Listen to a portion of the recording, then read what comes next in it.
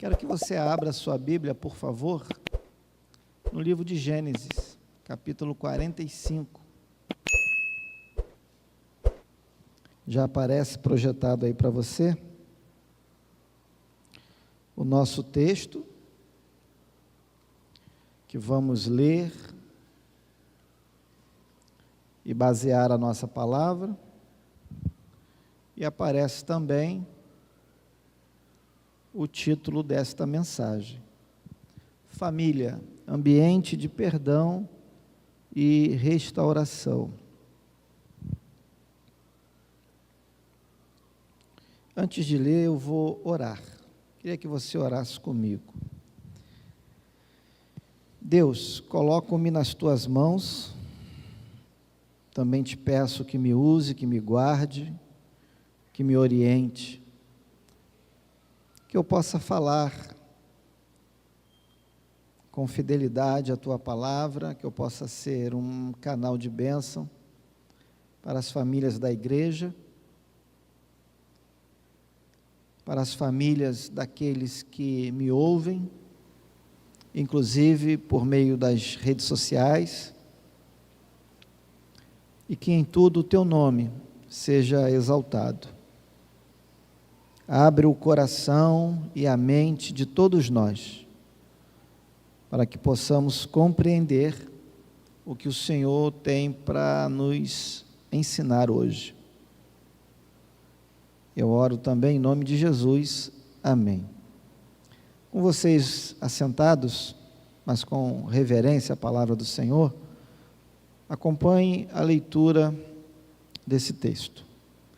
Então José, não conseguindo se conter diante de todos os que estavam com ele, gritou: saiam todos da minha presença.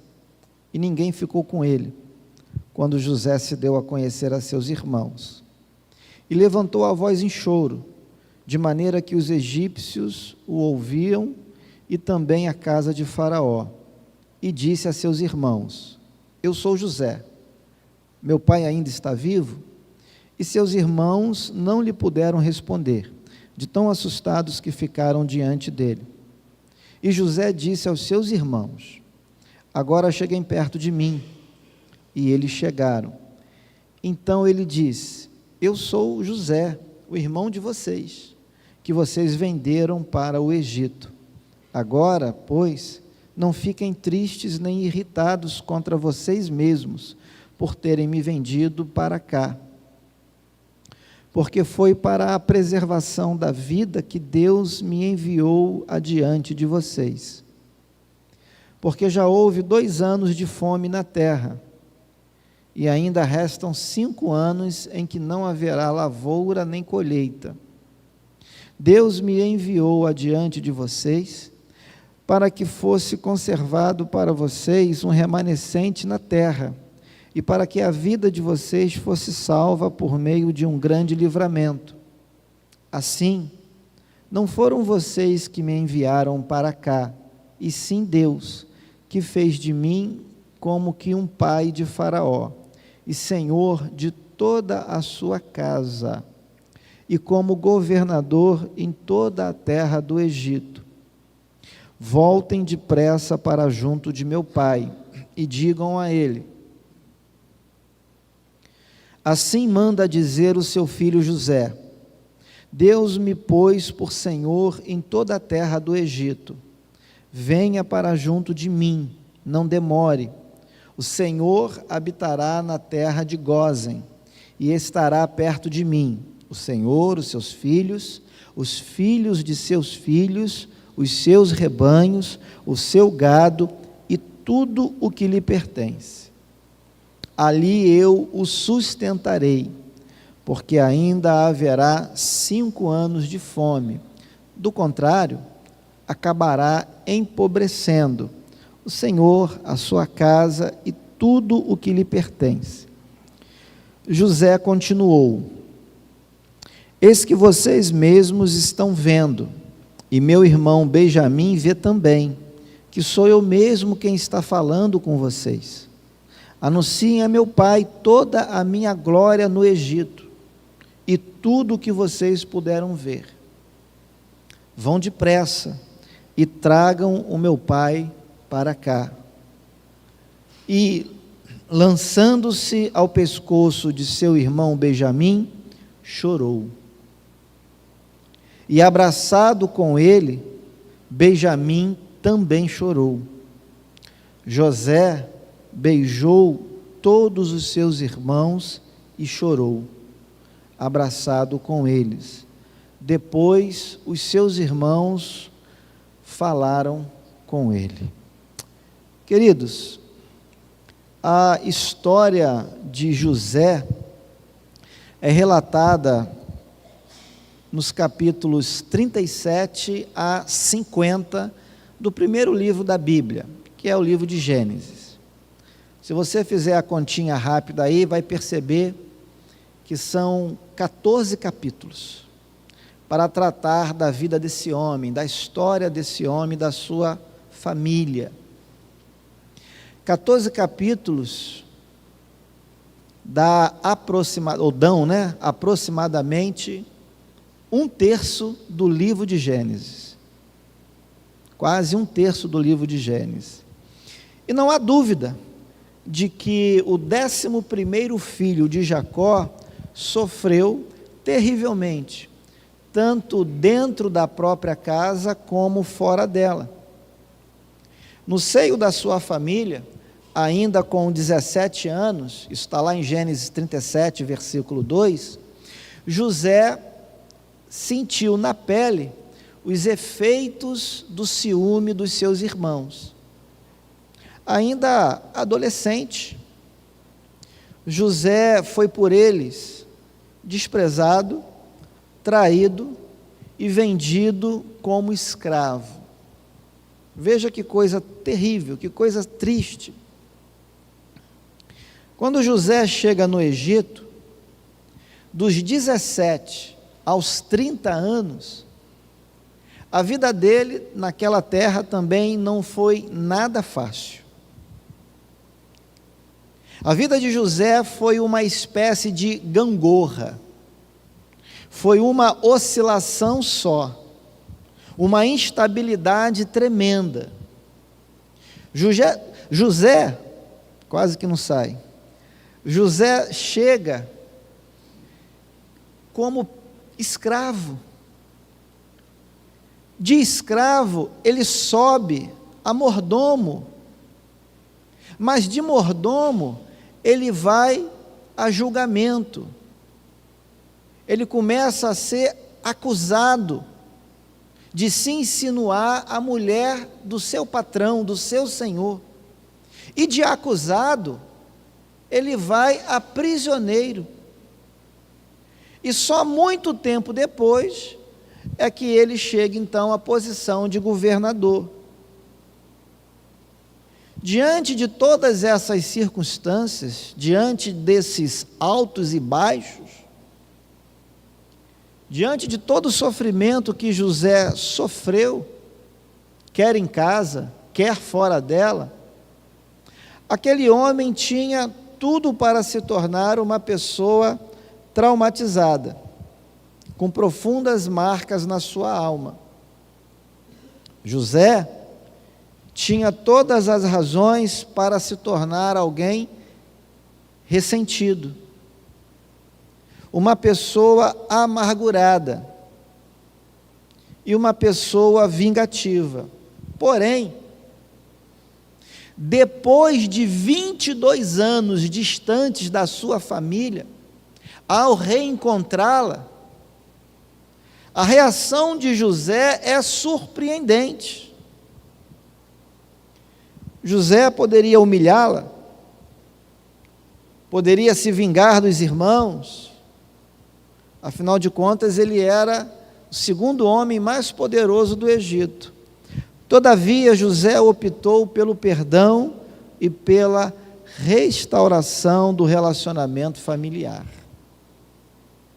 Queridos, o que nós precisamos compreender nesta noite é que o perdão é a libertação das cadeias emocionais.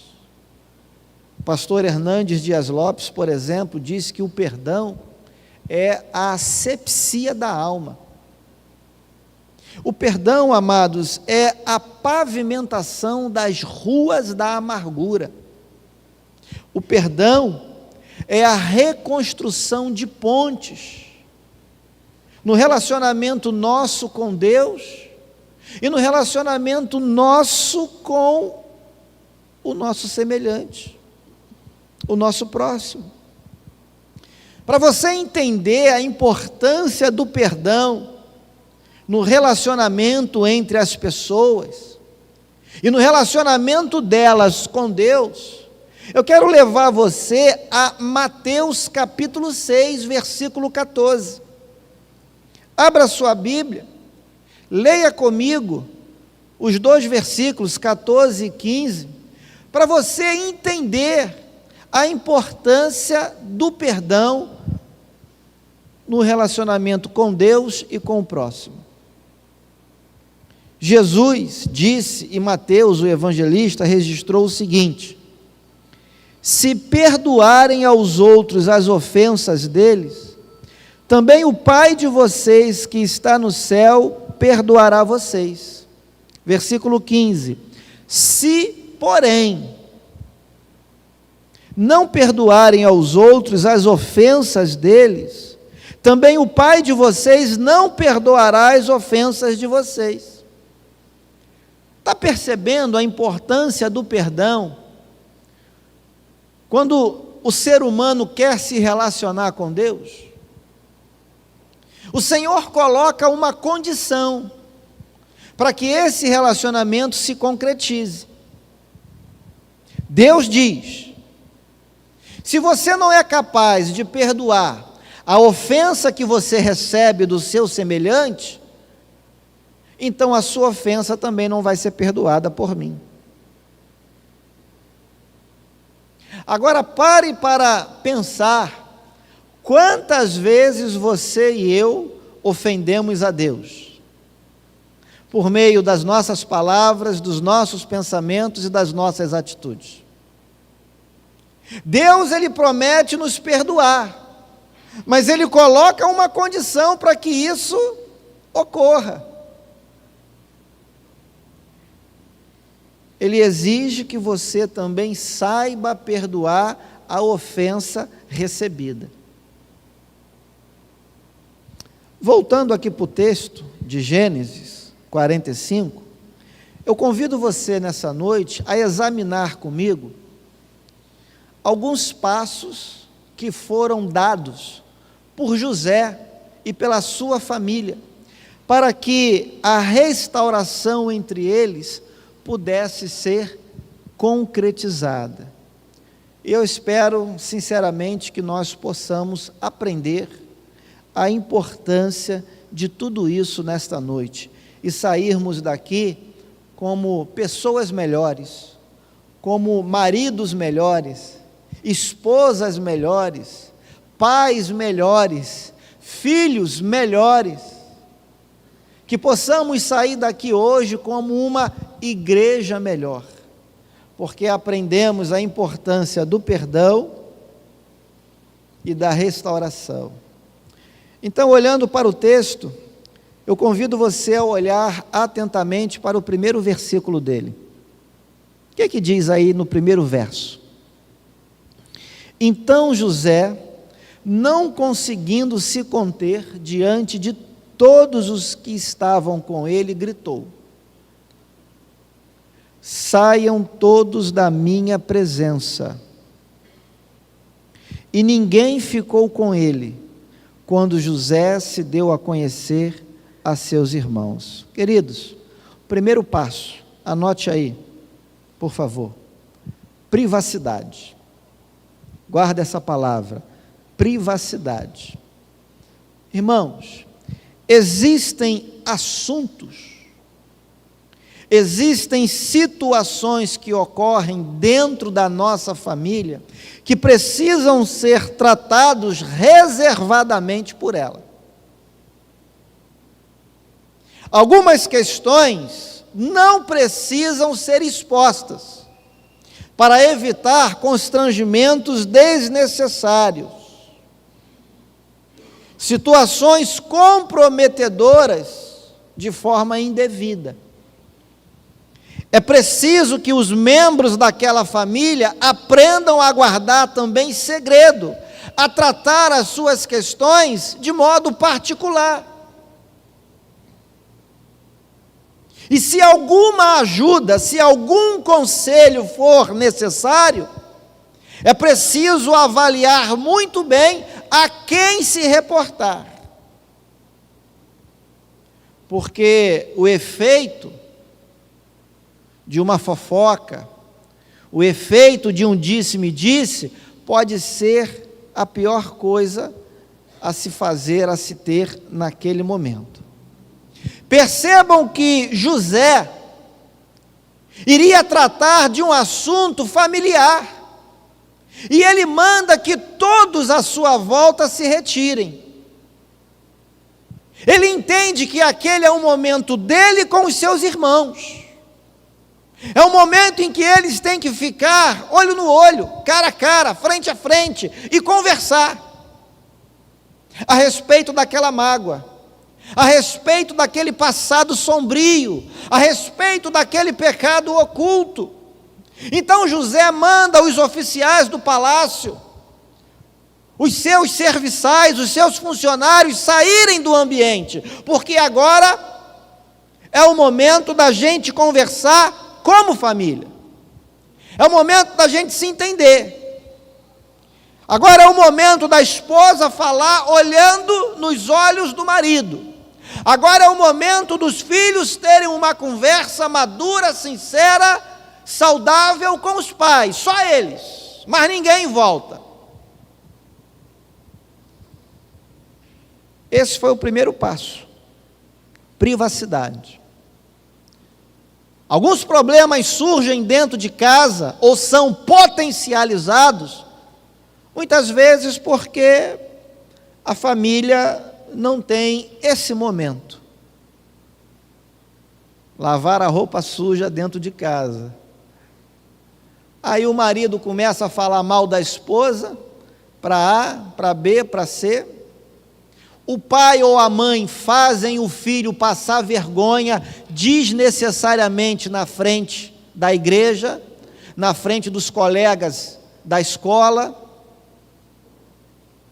E aquilo, em vez de trazer conscientização, traz revolta, traz ira, machuca, fere mais ainda. É o marido que fala mal da mulher na frente de todo mundo, é a mulher que fala mal do marido na frente de todo mundo, acabam se desrespeitando, se ofendendo, e a plateia fica assistindo aquela situação terrível. Então, vamos aprender que o primeiro estágio, o primeiro passo para que haja perdão e restauração nos relacionamentos é o momento também da privacidade da família, da privacidade do casal, da privacidade dos pais e dos filhos. É preciso ter uma conversa franca, sincera, no particular. Abra a tua Bíblia em Provérbios capítulo 11, versículo 13. Veja o perigo da fofoca, do disse-me-disse.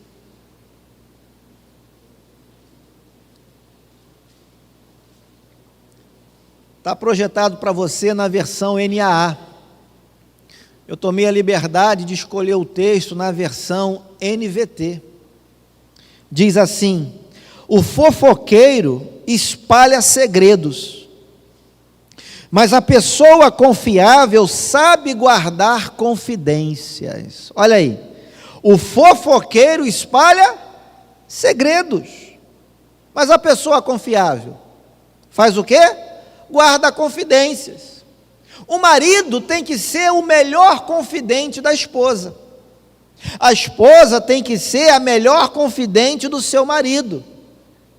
Os pais precisam ganhar a confiança dos filhos, para que quando os filhos tiverem alguma questão, algum dilema, algum problema para tratar, saber que pode contar com uma palavra sábia do seu pai, saber que seu pai sabe guardar segredo, que a sua mãe é uma mulher sábia, que sabe aconselhar, que sabe acalentar, ainda que brigue, ainda que chame a atenção, ainda que faça uma advertência, mas é algo ali, familiar, é família. O problema é que muitos maridos não são mais confiáveis, e muitas mulheres também não são.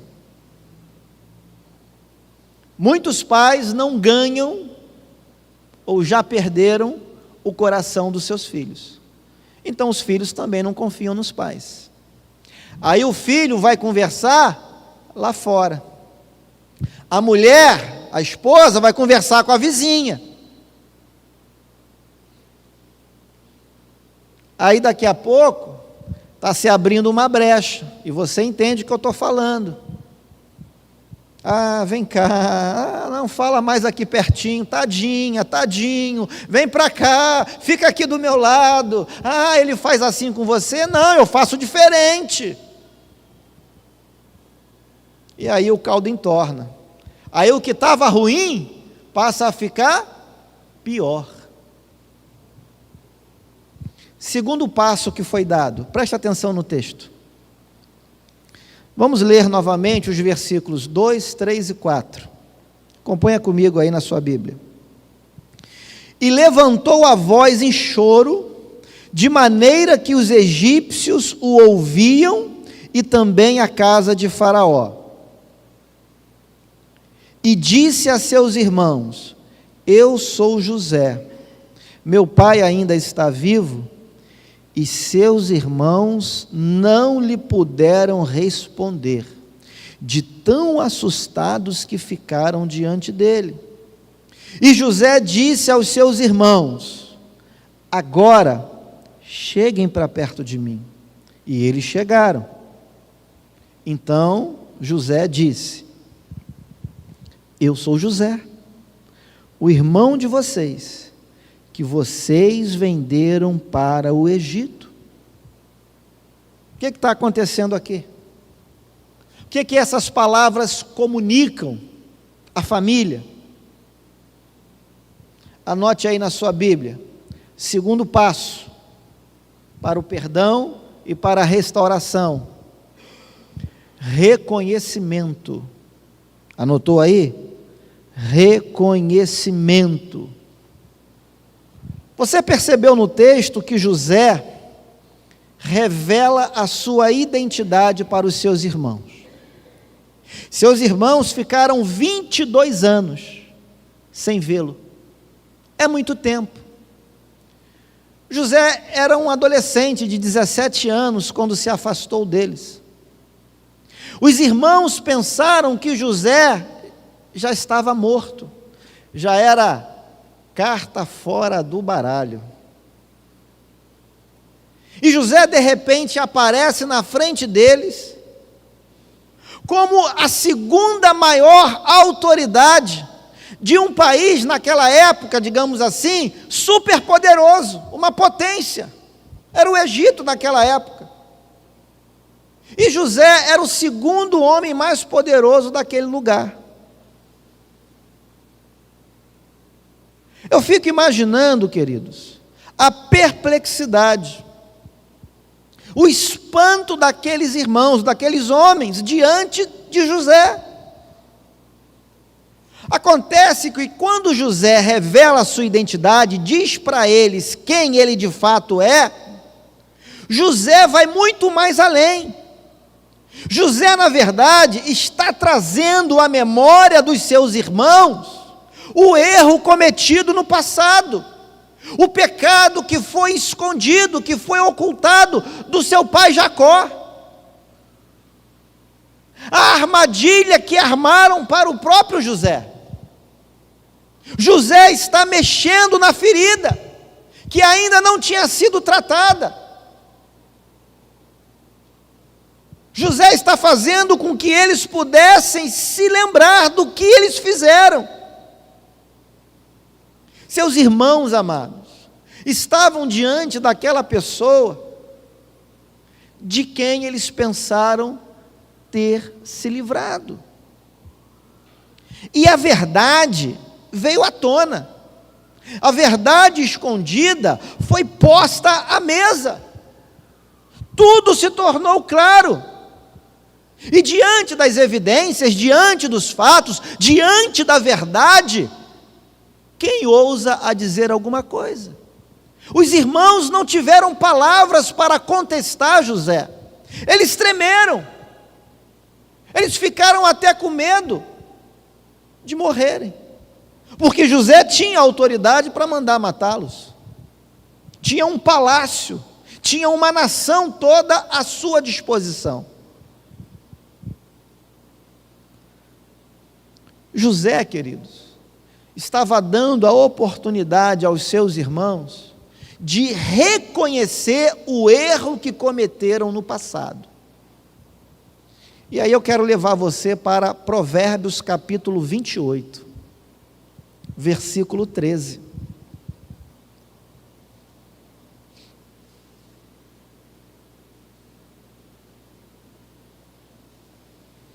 Olha o que a palavra do Senhor nos ensina. Quem encobre as suas transgressões jamais prosperará, mas o que as confessa e abandona alcançará o quê? Misericórdia. Sabe qual é o problema no seio de muita família?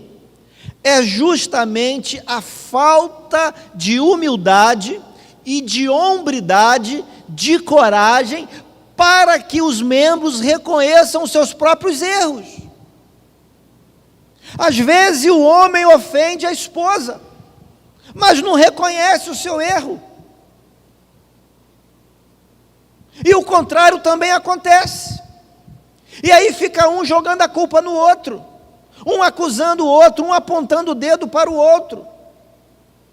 Pais também podem errar com os filhos, podem ser grosseiros, inoportunos, violentos.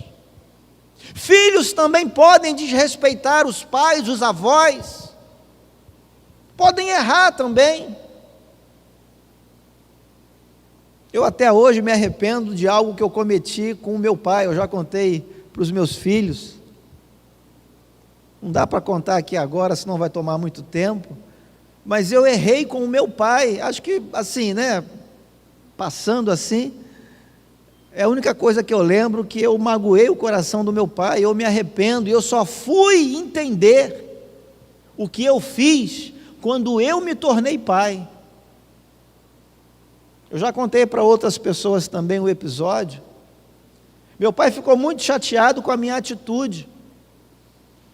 Eu magoei o coração do meu pai na frente de uma terceira pessoa. Só que para mim, naquela época, um adolescente também, eu achei que eu estava com a razão. Quando eu fui pai, eu entendi o que meu pai sentiu com aquela minha atitude. Porque eu passei a ter sentimento de pai. Naquela época eu não tinha sentimento de pai. Eu não sabia o que era ser pai. E eu aprendi depois que eu casei e tive filhos. Então o problema, queridos, às vezes se estabelece dentro da nossa casa, porque um fica acusando o outro, em vez de descer os degraus da humildade e dizer algo que é tão pequenininho, mas que tem um efeito muito profundo, muito intenso, que é perdão. Perdão, me perdoa, eu falei de tal maneira, eu me comportei de tal maneira, eu não deveria ter falado, não deveria ter feito, me perdoa, eu reconheço que eu estou errado.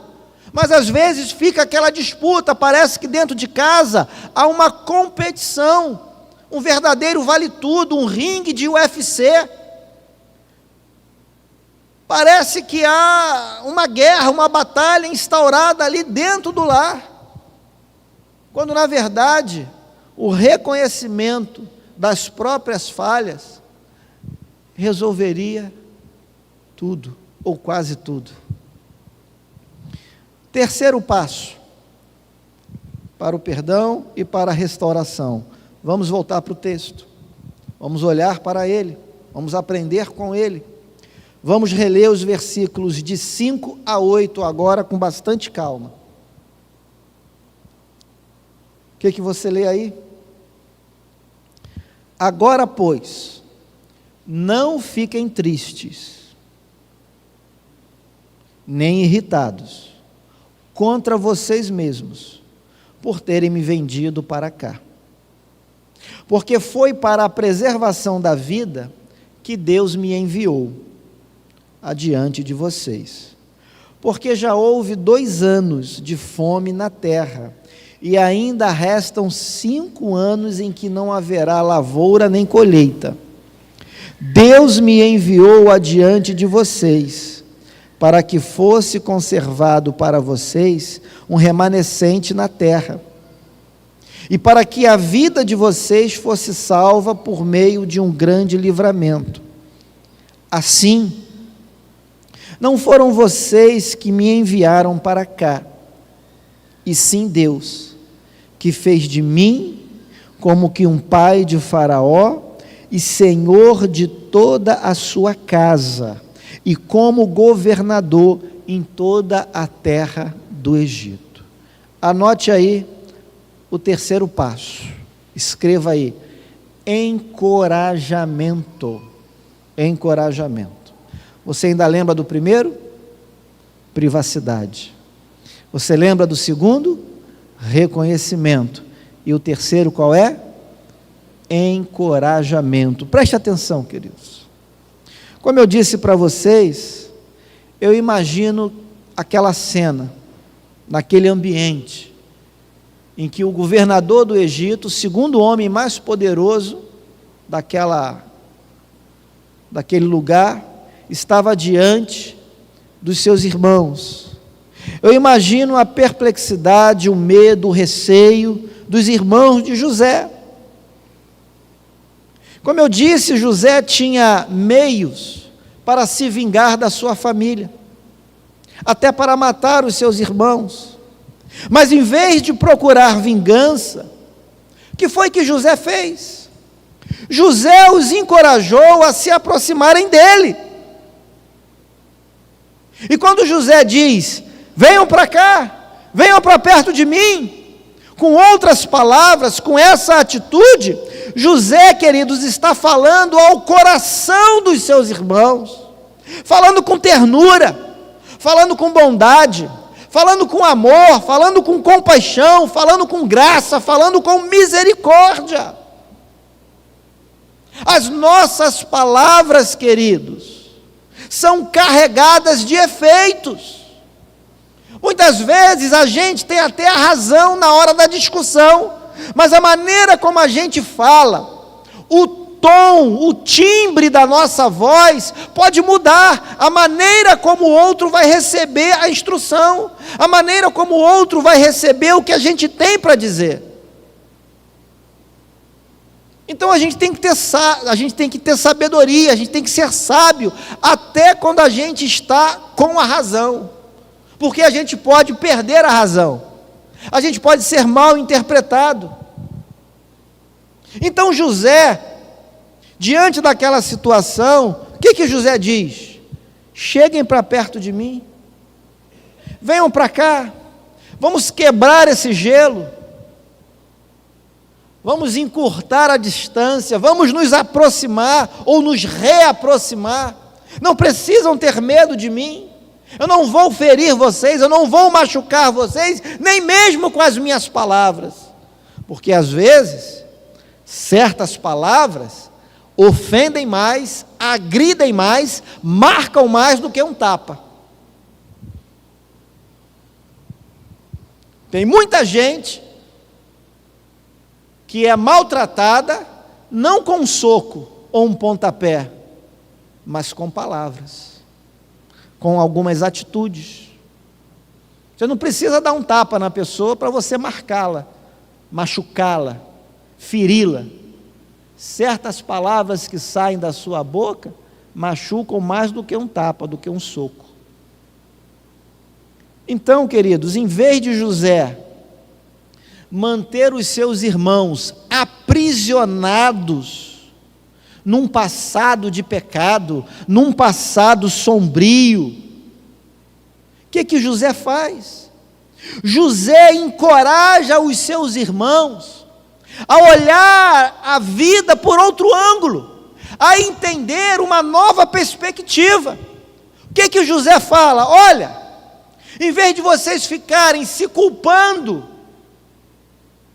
por aquilo que aconteceu, percebam a mão de Deus guiando o nosso destino, guiando as nossas vidas, controlando a nossa história. O que José está querendo dizer para os seus irmãos, amados, é que Deus estava dando a cada um deles uma oportunidade para que eles pudessem virar o capítulo desse livro, virar a página dessa história e recomeçar. José estava dando, encorajando os seus irmãos a terem um recomeço. E é isso que às vezes precisa em muitas casas. Uma oportunidade em que os pais encorajem os filhos a recomeçarem. Quem nunca errou aqui? Quem nunca pecou aqui? Quem nunca magoou o outro aqui? Mas qual é a nossa disposição de nos reaproximarmos daqueles entes queridos? De reatarmos os relacionamentos quebrados, prejudicados? José teve disposição e encorajou os seus irmãos. Queridos, existem algumas coisas que algumas pessoas carregam nas costas há 5, 10, 15, 30 anos, e não conseguem se libertar desse passado, dessa culpa, desse medo. E tem gente que ainda fica apurrinhando a consciência alheia, aprisionando a pessoa, faz questão de apontar o dedo, faz questão de acusar, faz questão de ficar remoendo, em vez de dizer, olha, vamos esquecer isso, chega para cá, vamos colocar uma pedra, vamos tratar a questão, vamos nos perdoar, vamos virar a página e vamos recomeçar daqui para frente. Tem mulher que não consegue perdoar o marido, tem marido que não consegue perdoar a esposa, tem pai que não consegue perdoar o filho e vice-versa, e vão levar isso por quantos e quantos anos ainda? Vão ficar sofrendo, se magoando, se ferindo, até quando? É hora de parar. Deus está nos dando a sua palavra, e quando Deus fala, queridos, é uma oportunidade de conserto, é uma oportunidade de arrependimento, é uma oportunidade de reconciliação, é uma oportunidade para uma nova fase, novo tempo, novos horizontes, novas perspectivas, renovar o ânimo, renovar a esperança, queridos. Para de ficar carregando fantasmas do passado. Abandona isso, larga isso, e a melhor coisa para você fazer é perdoar e ser perdoado. Esse é o remédio. Senão você vai ficar sofrendo por mais 10 anos, por mais 20 anos. Quarto passo. Vamos olhar para o texto. Versículo 9 agora. Olha aí para a sua Bíblia.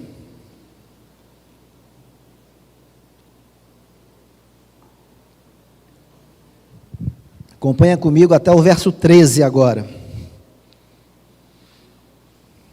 Voltem depressa para junto de meu pai, e digam a ele, assim manda dizer o seu filho José, Deus me pôs por senhor em toda a terra do Egito. Venha para junto de mim, não demore. O Senhor habitará na terra de Gósen e estará perto de mim.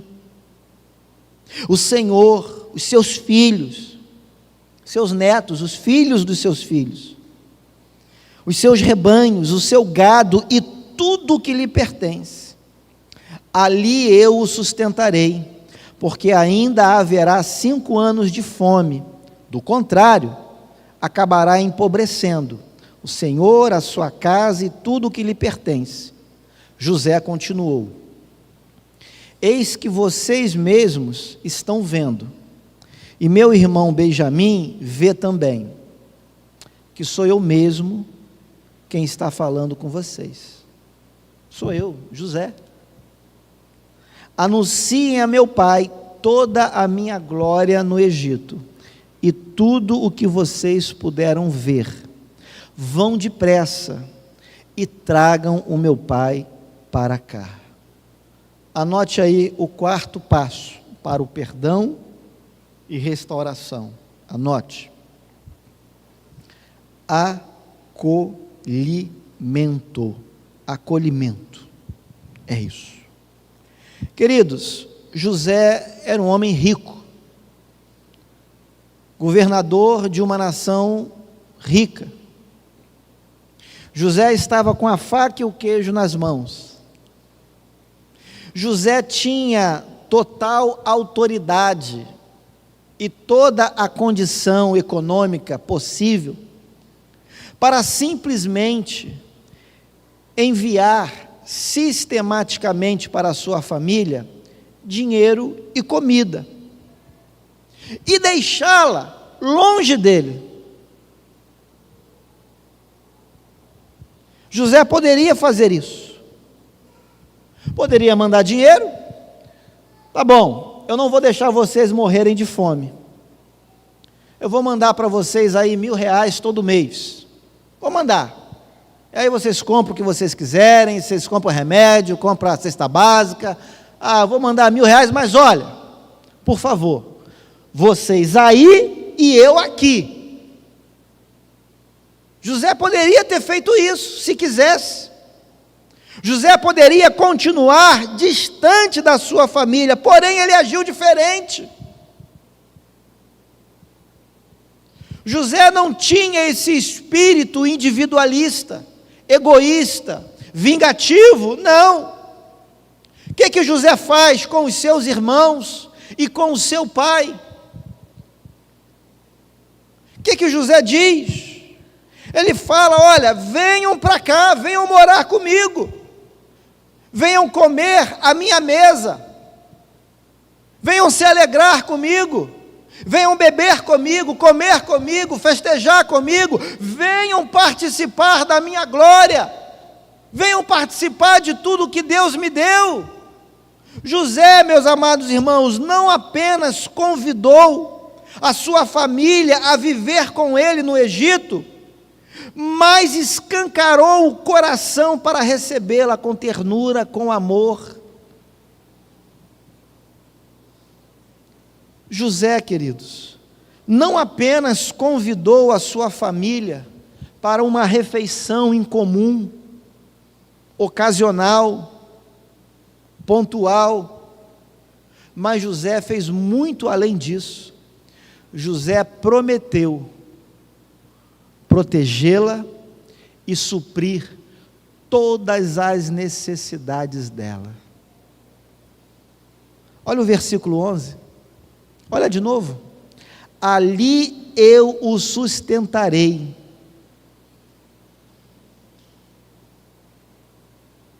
Olha o versículo 9: venha para junto de mim, não demore, vem logo.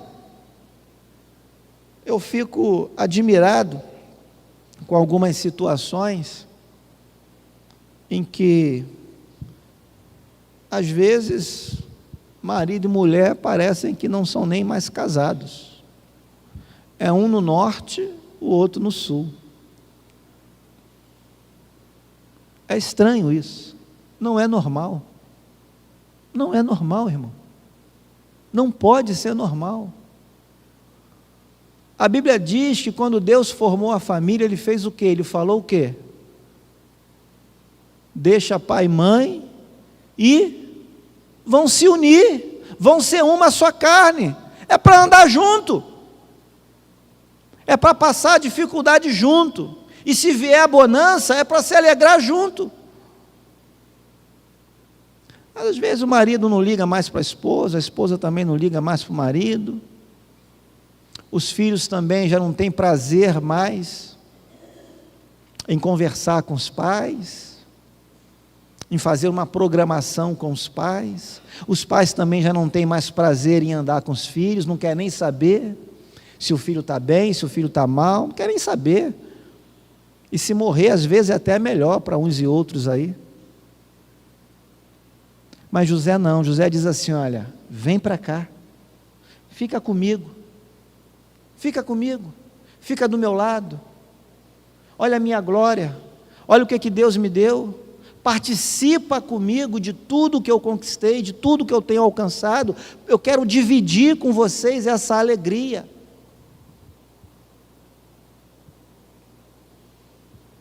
Quinto e último passo, vamos olhar para o texto, versículos 14 e 15 agora, para a gente fechar. Está registrado assim: e lançando-se ao pescoço de seu irmão Benjamim, chorou, e abraçado com ele, Benjamim também chorou. José beijou todos os seus irmãos e chorou, abraçado com eles. Depois os seus irmãos falaram com ele. Queridos, quem aqui nunca pecou? Quem aqui nunca ofendeu o cônjuge? Qual foi o filho que nunca fez uma malcriação para o pai? Qual foi o pai que nunca irritou, fustigou o filho? Se existe alguém aqui, levante a mão que a gente vai canonizar agora. A gente vai fazer uma oração aqui e vai botar num pedestal aqui na igreja. Irmãos, todos nós somos culpados de alguma coisa. Só que existem momentos e situações em que uma atitude vale mais do que 1000 palavras. Dizem que eu falo muito, vocês acham que eu falo muito?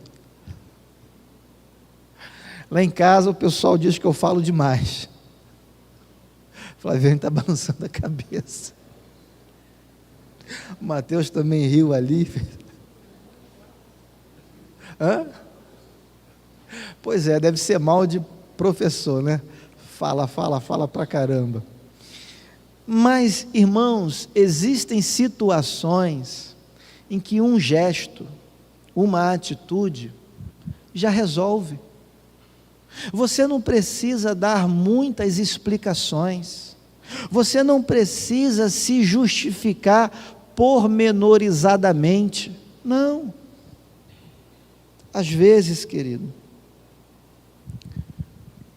a extensão da mão, o abraço afetuoso, carinhoso, uma lágrima escorrendo dos olhos da pessoa que você ama, às vezes um leve reclinar da cabeça, como um sinal de que errei, falei o que não devia. Às vezes um gesto resolve tudo, muda toda a circunstância. Mas quão duros nós somos para reconhecer os nossos erros, os nossos pecados, e nos humilharmos, e abrirmos o coração, e nos lançarmos diante do outro, em direção ao outro. Veja o que aconteceu nos versículos 14 e 15. Primeiro eles se abraçaram, primeiro eles choraram, depois do abraço, depois do choro de contrição, de arrependimento, de reconciliação, é que eles foram falar alguma coisa. Aquele era o momento em que a atitude de José e a reação dos irmãos valiam mais do que 1000 palavras, 1000 desculpas, várias tentativas de justificação. José foi ao encontro dos irmãos, se lançou sem reservas perante os seus irmãos, deu o primeiro passo, e os irmãos corresponderam. Por outro lado, os irmãos também não se fizeram de arrogantes, os irmãos também arrependidos daquele passado sombrio, daquele pecado que cometeram, daquela mentira que falaram para o pai, dizendo que o irmão José estaria morto, teria sido atacado por uma fera do campo. Agora estão todos arrependidos, estão todos contritos, estão todos exalando misericórdia, compaixão, bondade, alegria pelo reencontro depois de 22 anos de separação. Agora era a hora do abraço, do beijo carinhoso, daquele afago, daquele choro que faz soluçar, que faz o coração palpitar, bater mais forte. Tudo isso, amados, muitas vezes vale mais do que 1000 palavras.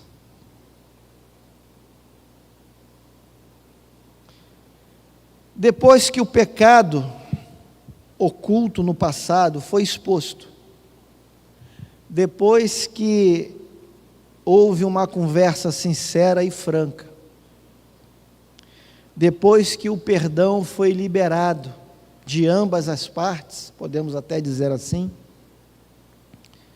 veio então a restauração daquela família.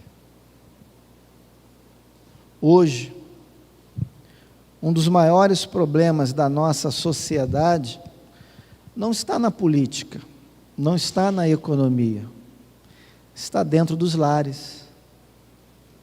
Tem a ver com as famílias da terra. Quantos casamentos aí já desfeitos? Quantos filhos agindo em rebeldia contra os pais? Quantos pais já perderam o contato com seus filhos? E a igreja também é uma família. A Bíblia trata a igreja como filhos de Deus. E se somos filhos do mesmo Pai, somos irmãos. E se somos irmãos em Cristo, somos família de Deus, povo de Deus. E quantos relacionamentos também dentro das igrejas, quebrados, prejudicados pelo orgulho, pela vaidade, pela mentira, pela arrogância, pela falta de perdão, irmão que não fala com irmão, um jovem que não fala com outro jovem, um casal que brigou com outro casal e as famílias agora se separaram, líderes que não se dão, que não se falam, que não se suportam, oficiais que não suportam o pastor, pastores que não suportam os oficiais. Quantos relacionamentos quebrados, quantos machucados, quantas feridas, porque temos dificuldade de nos humilharmos, de pedir perdão, de olhar no olho e de dizer: vem para perto de mim, me perdoa.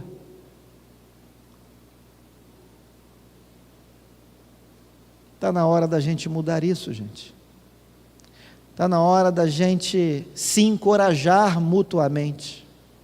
Está na hora de nós virarmos essa página, passarmos para o outro capítulo.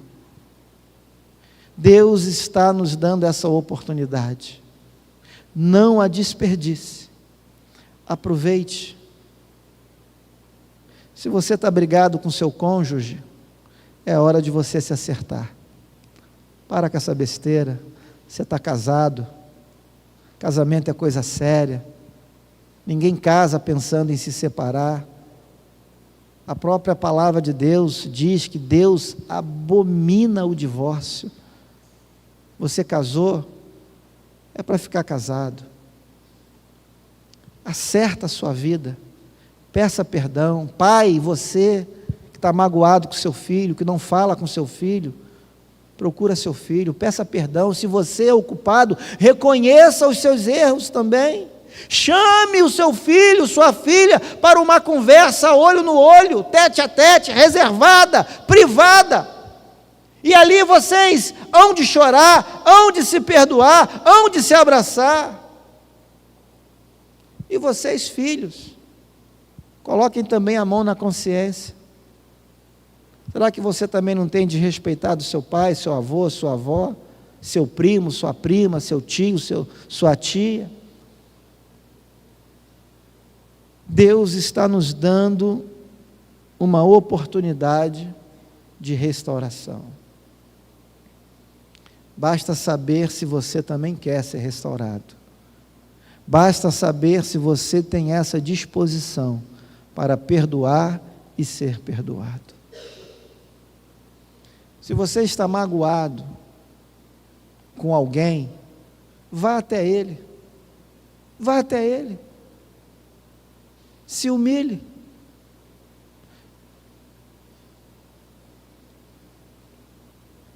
Liga para ele essa semana, fala assim: vou na tua casa tomar um café porque eu preciso conversar com você. Preciso te pedir perdão. Faz isso. Tenha coragem. Mas restaura esse relacionamento. Especialmente se isso for dentro da sua casa. Restaura a sua família. Não deixa o diabo levar vantagem sobre você e a sua casa, não. Se humilhe diante de Deus. E se preciso for, se humilhe diante do seu próximo. Sabe por quê? A Bíblia diz que Deus abate os orgulhosos, mas Ele exalta aqueles que se humilham. Então, se você tiver que se humilhar, não tenha vergonha. Saiba que isso é um fruto do Espírito. Saiba que isso é um sinal de que você está se tornando cada vez mais parecido com o Filho de Deus, porque Ele se humilhou. Então não tenha vergonha se você tiver que se humilhar. Faça isso e seja feliz. Amém? Vamos orar?